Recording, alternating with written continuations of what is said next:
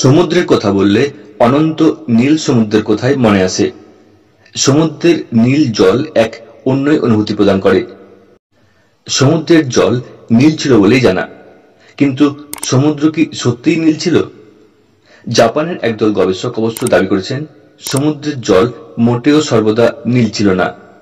প্রাচীনকালে সমুদ্রের জলের রং ছিল সবুজ। সে সময় কার্যত প্রাণ বলতে ছিল শৈবালের দাপট, নীল সবুজ শৈবাল। জাপানের ওই গবেষকরা জাপানেরই একটি আগ্নেয়গিরি দ্বীপের চারধারের জল দেখে ধারণা পান সেখানে দ্বীপটির চারধারের জল সবুজ রঙের।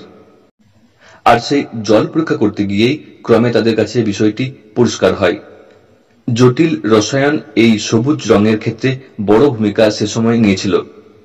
সে সময় ক্রমে বদল হচ্ছিল সালোকসংশ্লেষ পদ্ধতির। এটা এমন একটা সময়ের কথা যখন অক্সিজেন ছাড়াই সালোকসংশ্লেষ হতো এই পৃথিবীর বুকে। স্থলবল ছিল বটে, তবে তা ছিল পুরোটাই পাথুরে ধূসর বর্ণের। কোনো গাছপালা ছিল না। এই উদ্ভিদ প্রাণ ছিল জলেই। সমুদ্রের রঙে সে সময় সমুদ্রের জলের রসায়ন এবং সালোকসংশ্লেষের পরিবর্তনশীল পরিস্থিতি এমনভাবে প্রভাব ফেলেছিল যে সমুদ্রের ছিল সবুজ রঙের।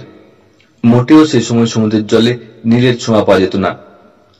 নেচার পত্রিকায় এই সমুদ্রের জলের রং একসময় সবুজ থাকার বিষয়টি প্রকাশিত হয়েছে। অবশ্যই যা পৃথিবীর ক্রমবিন্যাসের যে সরণি তার একটি নতুন দিক উন্মোচিত করল।